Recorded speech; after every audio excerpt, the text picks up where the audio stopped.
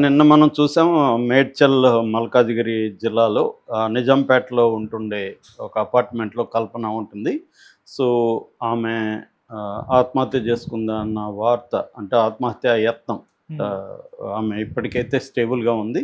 So, ఆ యత్నం చేసిందన్న వార్త ఒక్కసారిగా సంచలనం సృష్టించింది. ఎందుకంటే కల్పన అందరికీ తెలిసిన అమ్మాయి. ఆహ్, దాదాపు 100 ల 1500 సాంగ్స్ రికార్డింగు, ఇంకొక 1500 సాంగ్స్ స్టేజ్ సాంగ్స్. మొత్తం 3000 పాటలు ఇప్పటివరకు ఆమె పాడింది. సో, అందువల్ల ఒక్కసారిగా సంచలనమైంది. దీనికి సంబంధించి ఇప్పుడు అనేక విషయాలు బయటకొచ్చాయి. ముందుగా అవి మాట్లాడుకొని తర్వాత కల్పన బయోగ్రఫీ కూడా కొద్దిగా చెప్పుకుందాం. సో, ప్రధానంగా ఏందంటే ఉన్న అపార్ట్మెంట్‌లో 2 రోజుల పాటు ఆమె ఒంటరిగా ఉంటుంది. 2 రోజుల పాటు తలుపు తీవ్వకుండా ఉంటే పక్కన వాళ్ళకందరికి డౌట్‌లొచ్చి వాళ్ళ సెకండ్ హస్బెండ్ ప్రసాద్ అని ఉన్నాడు. ఆయన ఊర్లో లేడు. ఆయనకి ఫోన్ చేశారని చెప్తున్నారు. సో, ఆయన వచ్చి ఆహ్, తలుపు పోలీసులకు కూడా ఇన్ఫార్మ్ చేసి పోలీసుల ఆధ్వర్యంలో తలుపులు బద్దలుగొట్టి లోపలికెళ్తే ఆమె పడుకోనుంది. నిద్రపోతున్నట్టుంది. ఎంత లేపినా లేవట్లేదు. దాంతో అంబులెన్స్ పిలిపించి ఆమెను దగ్గరలో ఉన్న హోలిస్టిక్ హాస్పిటల్‌లో చేర్పించారు.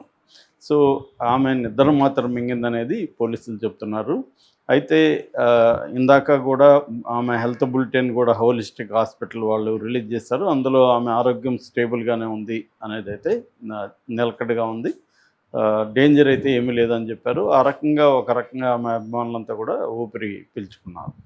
అయితే ఇప్పుడు అసలు ఆమె ఆత్మహత్యకి కారణం ఏంది? అది నిజంగా ఆత్మహత్యేనా? లేకపోతే ప్రసాద్ రోల్ ఏమన్నా ఉందా? అని ప్రసాద్‌ని అదుపులోకి తీసుకొని పోలీసులు ప్రశ్నిస్తున్నారు. ప్రసాద్ అంటే సెకండ్ హస్బెండ్. హ్మ్. సో, ఇది మేజర్‌గా. అయితే ఇంకా అన్ని విషయాలు పోలీసులు బయటకి చెప్పట్లేదు. కానీ ఈ భర్త రోల్ ఉందనేది మాత్రం ఇప్పుడు పోలీసులు అనుమానం వచ్చింది.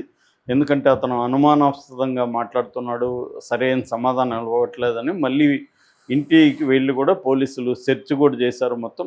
అట్లాగే అతని ఫోను అవన్నీ కూడా హ్యాండ్ ఓవర్ చేసుకొని వాటిని పరిశీలిస్తున్నారు. ఇతనికి ఏమన్నా వేరే అఫైర్‌లు ఉన్నాయా? లేకపోతే వీళ్ళిద్దరి మధ్య గొడవలు ఏ స్థాయి ఉన్నాయి అనేది చూస్తున్నారు. యాక్చువల్‌గా ఈమెకి మొదటి భర్తతో 2010లో విడాకులు అయింది. దాని తర్వాత ఈ ప్రసాద్ అనే వ్యక్తితో ఆమె రెండో పెళ్లి చేసుకున్నట్టుగా అర్థమవుతుంది. హ్మ్. సో, ఇక ఆహ్, కొంత ఆమె బయోగ్రఫీ చెప్పుకొని తర్వాత మళ్ళీ ఈ కారణాల గురించి మనం మాట్లాడుకుందాం.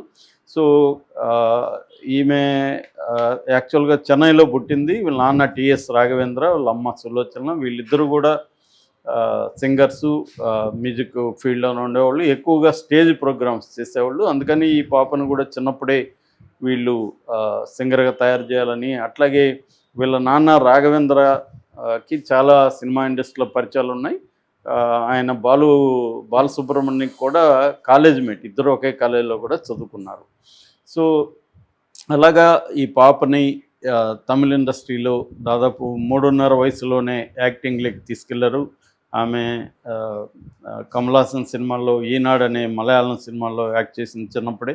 ఆ తర్వాత దాదాపు ఒక 30 సినిమాల్లో ఈమె యాక్ట్ చేసినట్టు చెప్తున్నారు. అయితే ఆ లైట్ల వల్ల ఆమెకి హెల్త్ ఇష్యూస్ రావడంతో యాక్టింగ్‌ని పక్కన పెట్టి సింగింగ్ వైపుగా ఎక్కువ పోయినట్టుగా తెలుస్తుంది. ఈమె మేజర్‌గా తర్వాత పెద్దయినాక పాడిందొచ్చి 'కేవి మహాదేవన్' దగ్గర అప్పుడు 'పొగలేంది' అనే ఒక అసిస్టెంట్ ఉండేవాడు. ఆయన తర్వాత డైరెక్ట్ చేశాడు.